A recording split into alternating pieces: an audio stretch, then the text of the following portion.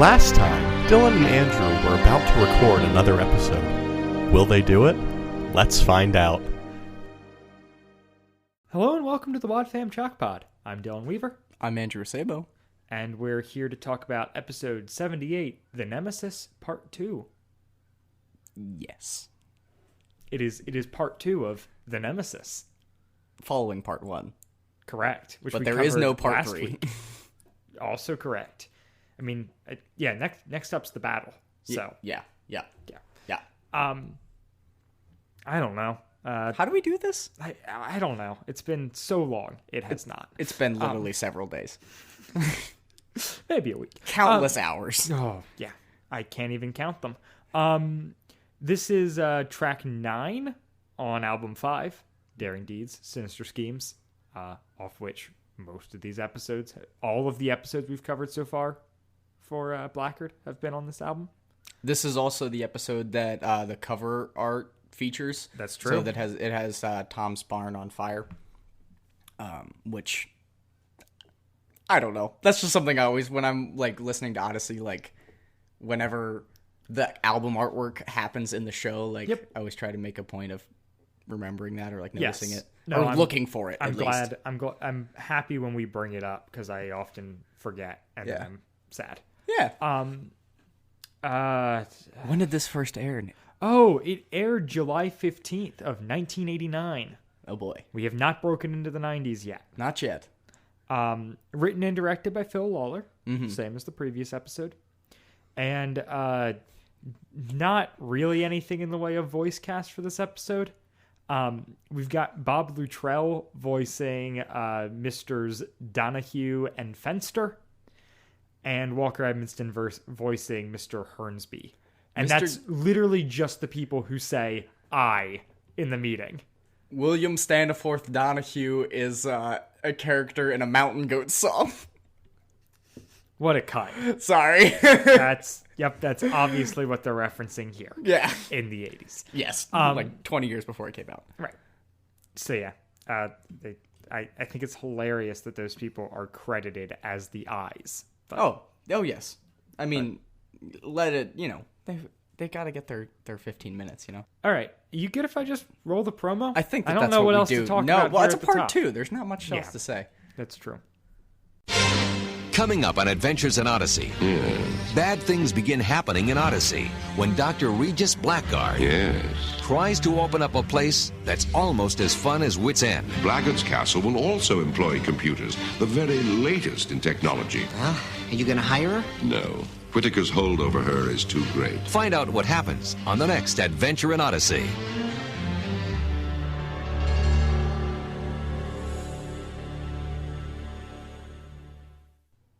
Yes. Yes. Yes. Yes. My voice cannot even get that deep. No. Okay. Here's a thing that's never crossed my mind until just now. Are these early intros Paul McCusker? Because that sounds surprisingly like Glossman doing the the announcement. That would make a lot of sense. As soon as I thought it, I was like, but like that's the first bit of that sounds so Glossman-y. Yeah. Paul McCusker, was he on this episode? Yeah, as Glossman. Yeah, okay. I kind of wonder if he's doing the early ones. I think that would make a lot of sense because does he do sound engineering? What does he do? What, executive producer. Executive producer. Yeah, of yeah. course. I mean, he writes and directs quite a bit. So but it would make sense that he would be in charge of writing and producing the promo. Right. Yeah. So I don't know if any of you guys know who voices the promos. I would be interested. Or email us. That's not listed anywhere on the wiki that I've noticed. Yeah. Though I'm not the wiki expert. If you are, let us know. So yeah. That was a lot. That seemed more vague than the part 1 promo. Oh, definitely. I think the part 1 promo gave other weird. I think the part 1 promo definitely gave away more than this one did. Mm-hmm. But it's interesting that we have a 2-parter Yeah. with 2 different promos. Yeah, because that's normally not the case. That Has that ever been the case before? We've had 3-parters that have 2 different promos. correct. I was gonna say we've done 3-parters and we've done like Plan B. I think all has different promos, but for a 2-parter, I think this is the first one that we've covered, and it's probably just a thing with early Odyssey. Yeah. If I had to guess. That's interesting. That's super cool. So, this episode picks up just right where the last one left off, because obviously it is a part 2 with Connie at Blackguard's castle. Right. With a Chris recap intro. Yeah. That I kind of? don't like it. No. Yeah. And so Chris's with the quote, evil Dr. Blackguard. Yeah, I wrote down the whole thing because it's wild. Yeah, go for Last time, Connie was about to go to work with work for the evil Dr. Regis Blackguard. Will she do it? Let's find out. it. Yeah. She wasn't. No, she was there, and, like, she was definitely interested, but also, like, we don't necessarily know that Dr. Blackguard is evil, Correct. per se. I mean, you get the vibe, but, like, Right. nothing explicit has happened yet. Correct. All he's done is talk to Glossman about trying to stop Tom and Wit from being at the vote. Spoiler alert, he does. That's true. And he is not a good person. But I will, oh gosh, Blackguard is the best. The voice acting is so good, Yeah. and the conniving and all of it, like... Oh, he's got a good chuckle in this oh, episode. yeah. That chuckle. Oh, that gets me. It does. Gives me chills. Woo. It starts off with Connie, I don't know, talking to him, referring to him as Mr. Blackguard. He corrects her and says he's doctor, to which she asks, are you into medicine? Which was just funny. Holistic medicine. Oh, are you into medicine? Do you sell essential oils? And Maxwell chimes in to say, no, he's an expert on kids. Yes, which... Ew. Yeah, nope. That makes me very uncomfortable. And also, child psychology is a, medicine. Right. Like, that's a sect of science. And presumably, if he has his PhD... Right. He says, no, he's not a doctor. He just has his PhD in child psychology. But, yeah, that is... Yeah. That's, like, within the realm of practice, I suppose, right? Yeah, I don't know enough, but it seems to be close enough. But yeah, so Maxwell jumps in and says he's an expert on kids, and Regis says, well, I know something about them, and then chuckles. I don't like it. I don't either. It makes me so uncomfortable. I don't like how, because Richard Maxwell says something later about being like kids are really easy to manipulate, but adults are different or something like that. I'm just like, I hate how the kids are the pawns in this. Right. I do too. arc. Because yeah, that's the classic villain thing is like, oh yeah, I'll kill an adult, but like I won't mess with kids. Yeah. And in this thing, it's like we only mess with kids. We will traumatize the heck out of as many kids as we possibly can, but boy, I will not go near an adult. Yeah. So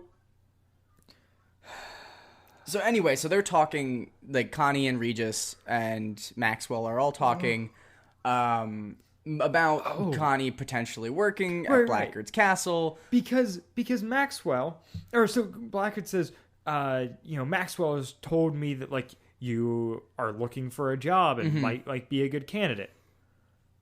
How? Yeah. When? A text message, perhaps.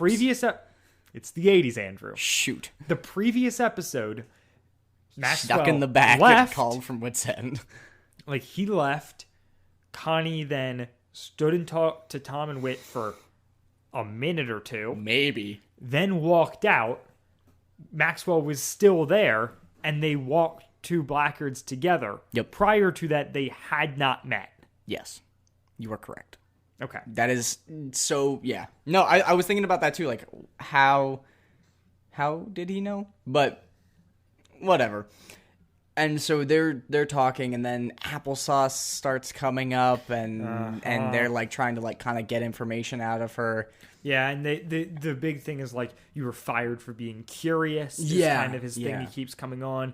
Very. It sounds very snake. Yeah, I was gonna say this sounds very like when you said like a bite of applesauce was an Eden parallel. Like Right. when I was listening to this episode, I was really getting it where Like the serpentiness. yeah, he's really preying on the innocence of Connie's curiosity, and that it was an accident. And then Connie's pushing back. Connie's like, Right. "Oh well, she I does betrayed." a really good job defending Wit. Yeah, like, "Oh well, like rules have consequences, and like if it was something that I was supposed to know about, he would have told me, and he trusted me, and I didn't do it." And that, that's really really good of Connie. And she starts kind of catching on to them trying to pry information about applesauce. Well, yeah, and she says something about it, and then because she says like, well, I don't know like what this has to do with me working here. Right. And Blackguard nails it. He does such a good job. Oh my gosh. He has the thing that no other villain in Odyssey or like a lot of mediums aren't self-aware. Mm-hmm. Like he knows that he's asking too much. Yeah. And is a very smooth talker, yeah, and is quick to change directions. Yeah, it reminds me of like in martial arts, like when you like use somebody's inertia against them or something like that, where he just completely smoothly redirects it into this whole like, oh well, at Blackguard's castle we're gonna have like really high caliber computers, like state of the art technology, and like technology is something that concerns us, and obviously like Wit being one of our competitors, it's worth knowing and stuff like that, and it is like smooth operator to the max. It's Connie really great pivot. Yeah, Connie does a good job. And then what he offers her a job, and she opts to take time to think about it, though she does seem a little bit interested at least. She's like, I want to work at Wit's End, but obviously I can't just sit around waiting forever. Yeah, exactly. Well, and this is a parallel, like, I can see for her being, like, very interested in it, because it's like, well, this is as close as I can get to working at Wit's End without actually working there. Yeah. And she has the chance to kind of bring it up from the ground up. And, so she ends up leaving. At which point, Maxwell asks Blackguard if they're actually going to hire her, and he's like, "Oh, absolutely not." Yeah. To quote him, Whitaker's hold over her is too great. Because Wit is God. Yeah, well, like, right. So we're still very Genesis, like parallels here. Yeah. Real heavy on that. It reminds me a lot of like the Screw Tape letters. I was gonna reference a different C.S. Lewis. Oh, okay. Where I was gonna say it's very Paralandra, but I've never read that. It's the second book of his space trilogy. Okay. I read the first book. It's so much better than the first book. I mean, the first book's fine, but Paralandra is beautiful. Okay. Interesting. And this is giving me vibes back to that. But Screw Tape letters is a similar. Yeah, it's really good. I really like how they, I don't know. I mean, I think it's all so well done to portray Blackguard as this sort of master manipulator of people. And then like Maxwell is good himself, but he's ultimately just a conduit for what Blackguard's doing. And that's something we didn't really do. We didn't really get much of that in Novacom really at all. I mean, Novacom was like a bigger corporate idea and stuff like that. Right. But like, I think this is what makes Blackguard so much better, is that Novacom is very much the two different philosophies being at odds, whereas this is two different people being at odds. Yeah. And like, we make a lot of jokes about Wit being like a god surrogate in this series. Blackguard is absolutely a Satan surrogate. Yeah, exactly. Well, and that's why it works so well. And like, I like Wit a lot more in this context than I do in Novacom, just because like, this is such a good Wit episode. Like, we see a lot of him being kind to Regis at first and like being contemplative and praying and things like that. Like, yeah, they do a really good job of showing Wit's heart and like good nature and stuff. And they also, weirdly, while these episodes are the like most direct God parallels, Wit is also at his most fallible right now. exactly. Like, maybe not for the whole series, but compared to Novacom, where Wit was not allowed to make a mistake. He admits that, like, stuff he's struggling with and mistakes he's making and stuff throughout this. Yeah. Which is huge. Yeah, and kind of shares his inner processing, and like he feels way more human, even though he's at his most godlike. Quote it. That's so good. That's good. That's good stuff. Preach it. This is me snapping into the microphone. Yeah, it's, I don't know. I forgot how, I mean, obviously it's been a while since I've listened to this, but like, I just forgot how different Wit is in this arc compared to Novacom. It's so good. So then like after, like Connie leaves, then like we get Richard and Blackguard kind of talking about how they're going to get the license and stuff like that. And Maxwell's hesitant about manipulating adults because kids are one thing. And then Blackguard like loses it, like flips a table or something like that. And is like, do you have his quote, what he says? I don't know. I might, I can check to see if it's on the wiki real quick, but it is. Yeah, it is there. Okay. His he starts off by he starts off with, "You silly little coward. What? You dare even think about disobeying my orders? Just remember, my fine young man, that I hold your future. We both know that you're guilty of far worse acts than changing the grades of a few eggheads at college. Perhaps you'd like me to pick up the phone and tell the authorities about them." No, please. "That's better. You're a smart fellow, Richard. I'm gonna need people like you when I take over this town." Dun, dun, dun. It's so menacing. Like, he just, like, grabs Richard by the cojones. It is so strong. Yeah. And it's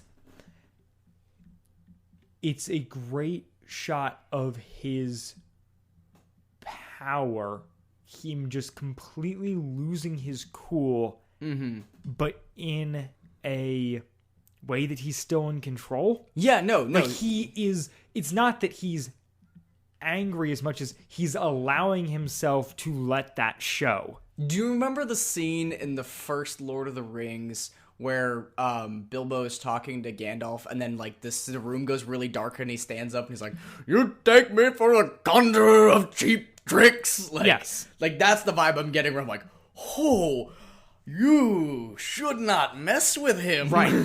Yeah. And so we get that thing of Maxwell was guilty of far worse than changing grades, which is yeah. Which so, we've like, established in Eugene's Dilemma. This is stuff that we...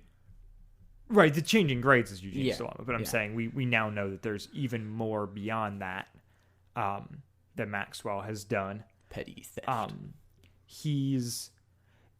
I think we've kind of touched on it before, but it's really clear in this scene that Maxwell is Eugene's like foil. Exactly. In the same way that Blackguard is to Wit, Yeah.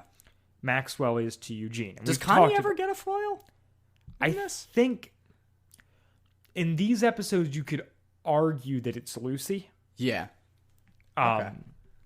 But Connie's also kind of the rope Yeah. on either sides of this tug of war. Yeah. So it's DID, damsel in distress. yeah. But yeah, I don't know. But damsel with agency though. Yeah, exactly. It's anyways. So yeah, just even from Maxwell's skill set, what he's willing to do, his loyalty to Blackguard, and then we talked previously about his the way they go with the way he speaks being so in contrast to Eugene. Like, it's really sets him up to just be the opposite. But Blackguard is genuinely scary here. Oh yeah, in a way that no one else is. Yeah, like, because he's way scarier than frickin' Charles or whatever. Than Charles, than Monica Stone, or not Howard's. Who's the old dude in Secret Room? Oh, Fenwick. Yes, Fenwick. Percival Fenwick. Like even he, who's like the embodiment of creepiness, isn't nearly as scary. Yeah, this is like foreboding as Blackguard. Yeah, because he isn't losing his cool.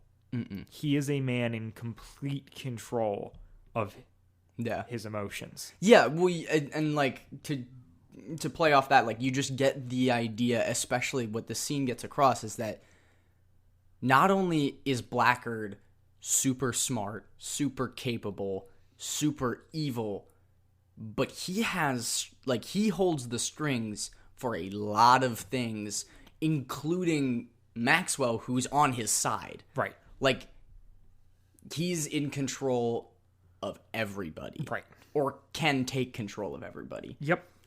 And then we transition to Whit and Tom. Yes.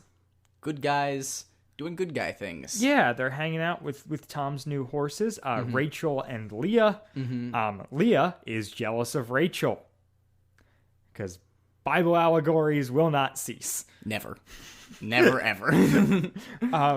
But it's a great scene of Tom and Whit are friends. And they're so good. They play off each other, like, because Whit's talking to Tom about the vote with Blackguard's castle, and then Tom turns it back around on Whit, talking about the situation with Connie, and then they both kind of just resolve to, like, we need to take some time and pray about it. Yeah.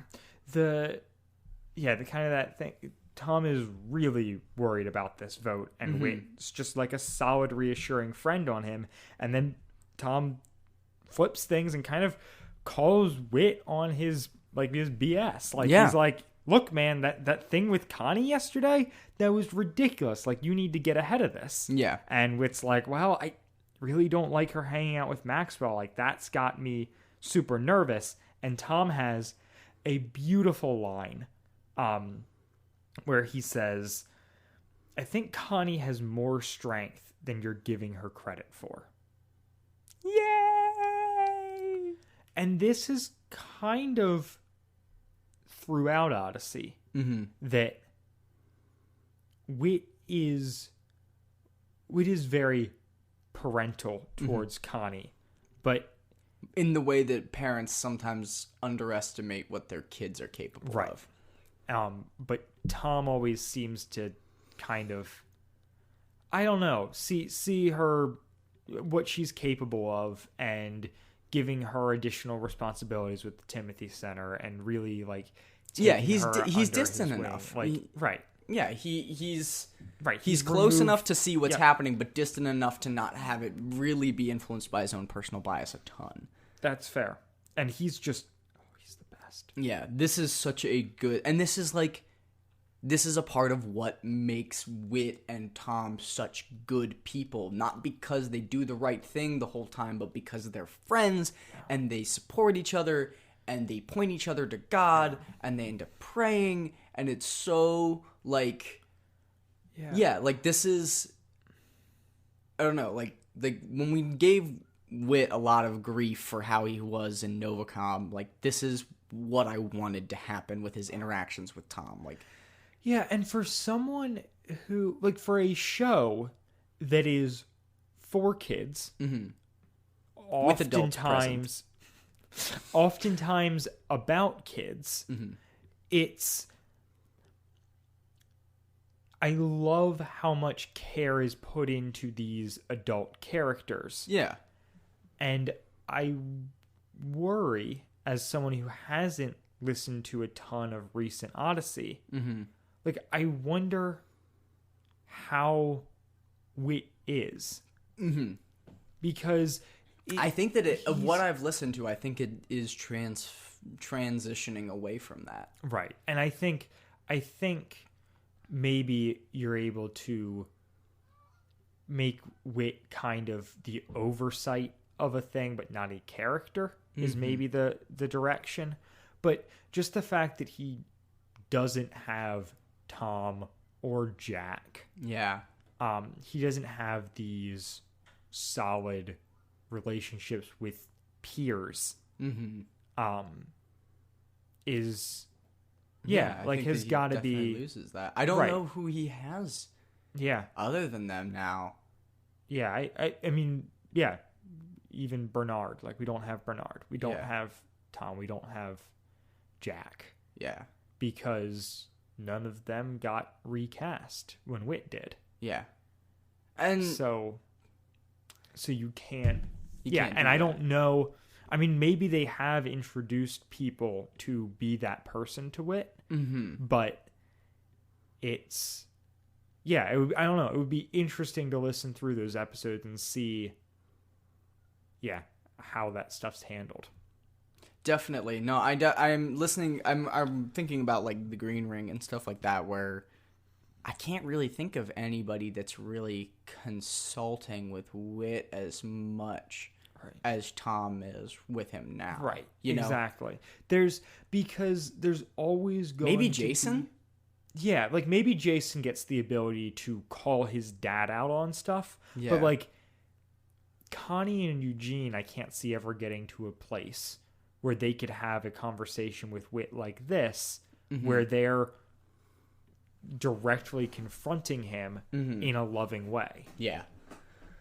And maybe that does happen and we just don't know it. But, and that's exactly it. But It's of like, what I'm we've heard, interested to see how it's handled. Because I can't imagine Odyssey without this like we have right now. And now I'm sad. So then we go to a brutal scene with our favorite couple, Richard and Lucy. He was waiting. What was it? Richard was waiting for Lucy or something like that. And then, and then he's like, and then Lucy feels bad about stuff that was going on with Connie, like everything that happened before. And then Richard's like, "You want to make it up to her?" And then she, what does she do? She calls Connie's mom. Well, yeah. So his plan is he's trying to find a way to get Connie and she's Wit. using Connie to get Wit out of the meeting, and then Richard has got to get rid of Tom. Right. And so Maxwell's move is that he is he's going to manipulate Lucy into doing this for him. We do a fun thing where he goes to describe the plan. We cut to commercial break and we come back from commercial break with the plan already being described, which is really nice. Yeah. And then Lucy's got cold feet about it, but Maxwell's telling her that he likes her. And he says that you're just helping them to do what they already want to do. That's not lying. I'm so just viscerally in the core of my being uncomfortable with Richard Maxwell. Yeah. He's a bad dude. He's a weasel. Yeah, he is a weasel. Wazel. That was an episode, right? The lawyer, Wazel. It's pronounced Wazel. Oh, yeah. There's a lawyer or something like that. I forget. I think you're right. Yeah. I forgot about that. Anyways, it's something where, like, is it the one where they, I don't know, it's something where Bart and and Rodney are like suing Wit. Yeah. Which, am I wrong to say that happens more than once? I think it's the one where he falls through the skylight. Yes. I had that episode. Mr. Weasel. Anyways. Weasel. It doesn't. That was whatever. Good tangent. So the plan is executed as such. Lucy calls June and says that Wit wants to meet Connie at Stone Bridge, which is the Trickle Lake of bridges. And then Lucy gives Wit a typed note from Connie. Yeah. And Wit decides that going to be with Connie's asking to see him. Going to be with her is more important than going to that town meeting. Aww. And he does like they do like the phone tag thing, and then they meet up at the bridge, and they have this really great conversation where they kind of realize what's going on, like off the bat, they realize Connie just goes in apologizing and talking about what was going on her mind. Yeah. And so it's not clear. Like, she still at this point thinks that Wit invited her. Wit thinks that she invited. Like, that is very well staged. And so they have this conversation back and forth. And then Wit says, and they realize then that Wit wasn't he didn't initiate it. He didn't initiate it, neither did she. And then they're able to piece together it's Lucy because Wit saw her on the phone and she gave him the note. And they kind of brush it off as, maybe she just wanted to make things up. Yeah. After what had happened, Connie's like, well, I don't think so. And launches into her conversation about camp. And then Wit is so ecstatic when he hears that Connie learned her lesson. And Connie's like, why are you smiling? And Wit's like, because I hired Eugene back because he learned your lesson. Or because he learned his lessons, and now I know that, like, you've learned yours. Yeah. And it's so good. And Connie gets so happy. And then Connie's like, so now what? And Wit's like, well, there's an ice cream shop and Discovery Emporium that has an opening. Yeah. If you're interested in it. Yeah. And oh man, he's just so happy. Yeah. Their whole conversation is really good. Connie apologizing for the other day and the stuff with Eugene and her just like, I love shows where they let characters talk about their feelings and explain why they were having them. Yes. Because emotional intelligence. Right, because too often shows just do the thing where people are misunderstood because they're not willing to open up. And that's a source of conflict. Yeah. But here we get Connie being like, look, I'm sorry for the way I brushed you off the other day. I was thrown off by Eugene being there. And then Wit's like, yeah, I wasn't great either. I was surprised to see you, and you being with Maxwell was hard. And Connie's like, yeah, I literally just met him. It reminds me of the scene in Novacom when Wooten and Connie are talking about their feelings in the park or whatever. And it's just, it's exactly that, where it's just like, we have these characters that we know so much about what's going on, but the payoff is not when things get better. It's when these conversations are had and we know what's going on, but the payoff is when they both know what's going on. Yeah, and just the fact that scene we saw in the previous episode of them running into each other could have pushed them away from each other. Wit was pushed away to some extent. Yeah. And Connie could have, frustrated with the whole situation, gone and joined up with Blackguard, and this never would have happened. But instead, they decide to act like mature adults and talk to each other about everything that was going on. And it's so positive and so unexpected from it's not what you expect from television shows and from that sort of thing. It's conflict that would be easy to solve is left unsolved because we need there to be conflict. And this, they're like, no, we can talk it out and it'll be good. And I freaking love it.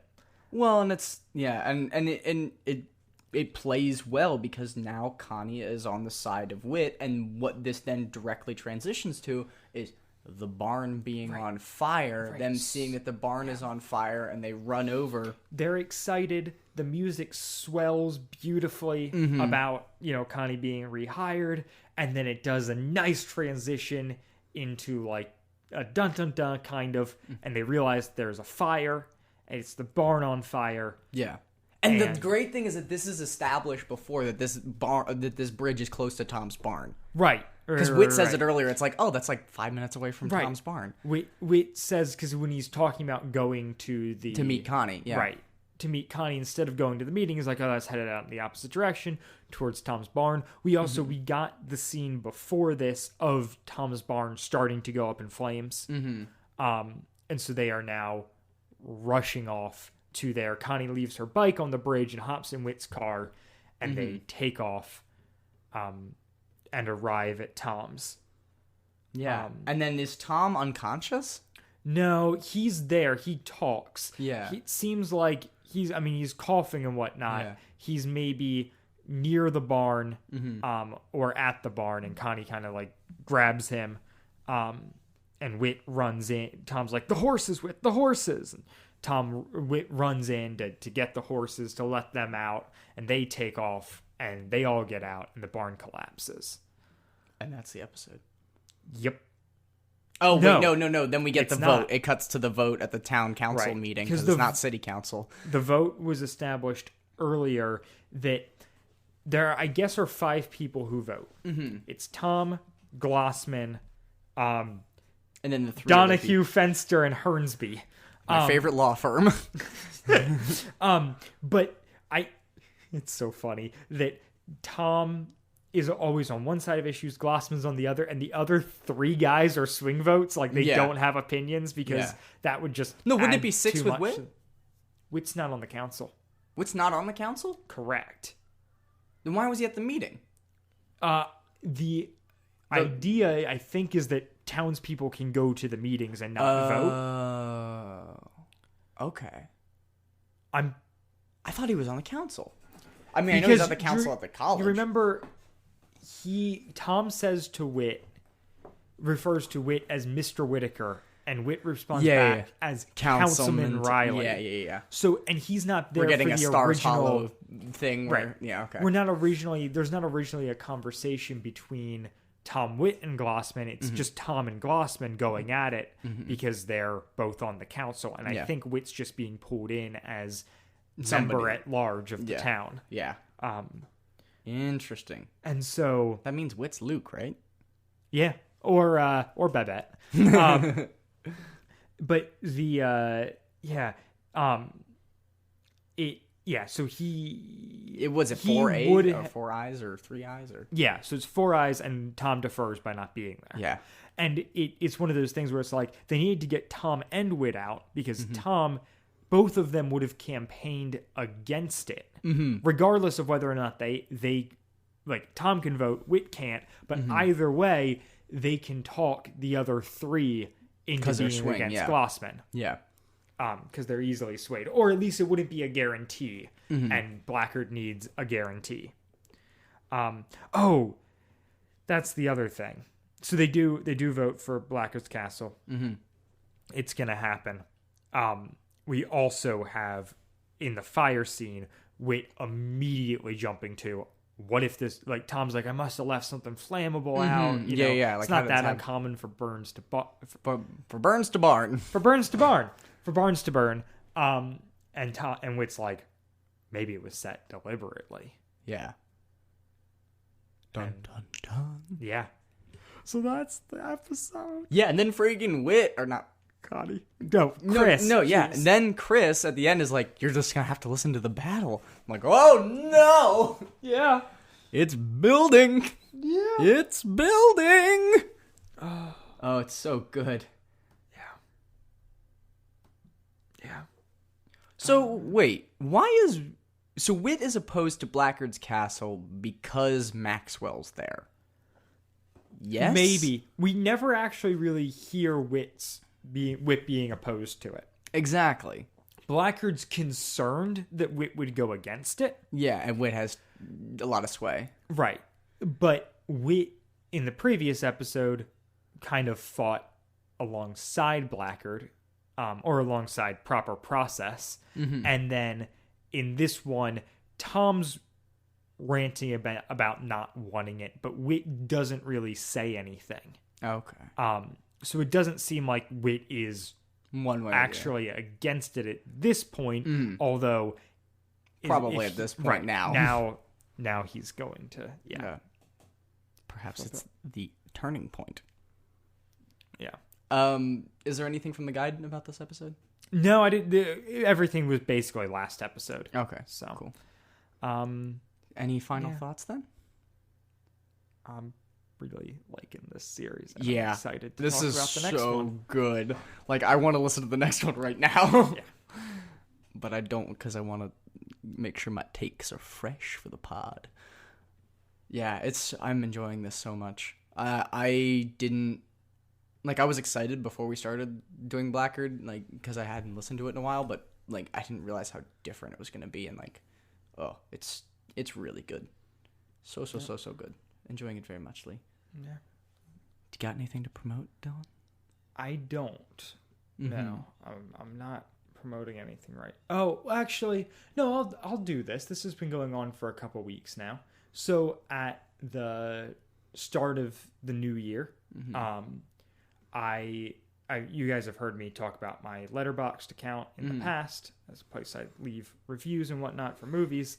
I have since the new year, so, for the last bit, been kind of changed my approach. I'm no longer leaving star reviews or kind of like quippy reviews about the stuff. I'm trying to take on things in a more, I don't know, natural way that's almost more for me than for a wider audience. Yeah. But that being said, if people are interested in my thoughts on movies, that is always a good place to to get in touch. I'm DJ Weaver on that platform, and I'll throw a link in the description here. Nice. That's awesome. Yeah, I don't have anything to promote, I don't think. Yeah. If you see me on campus at LBC, say hi. And then our one other thing is we have 2 new 5-star reviews on Apple Podcasts. Oh. One is yours, which I am not happy about. Yeah. I don't really like us giving ourselves a review, but I'm not in control over Andrew. It's true, you aren't. So that's there. But in addition, we have a review from Lee from the AIO Wiki. Oh, Lee! It's, 5 stars. The title is, "Do you have a bucket on your head?" What a hero! Oh my gosh, I love Lee. So the review says, after hearing all 59 episodes, holy Moses, Lee! 2018 and 2019, I'm officially giving the Wad Fam Chalk Pod 5 stars. It was definitely shaky at the beginning, but over time, the objective reviews and clever banter won me over. I love hearing your thoughts and gaining new perspectives on classic episodes. Looking forward to Blackguard. And if you like this review, tweet at us. Lee, you're a champion of men. Oh, thanks. So that was wow. That is a bit that you only get if you've listened to all of them.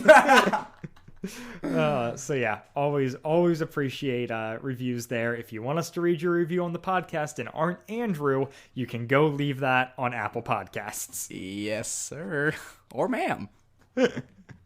All right, and with all that positivity, said, we'll be back next week. Yes, we will be back next week for, wait a second, what's the episode number? Episode 83, The Battle, Part 1. Bye, guys. Wad Fam Chalk Pod is a presentation of the Lidditz Podcast Co-op. This show is a fan podcast and has no official affiliation with Adventures in Odyssey or Focus on the Family. As such, the copyright is ours under Creative Commons. follow the podcast at wadfamchalkpod on Twitter and Instagram, or email us at wadfamchalkpod@gmail.com. The Nemesis Part 2 was hosted by Dylan Weaver and Andrew Sabo and edited by Dylan Weaver. And I'm Nathan Haverstick, hoping you'll join us again next time for more of the Wad Fam Chalk Pod.